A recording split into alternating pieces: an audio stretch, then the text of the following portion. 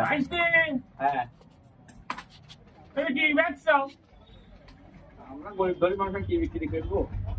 ওরে বাবু ওই যে এত লোকজন কে তোমার দোকানের সামনে কি রস দিয়েছো?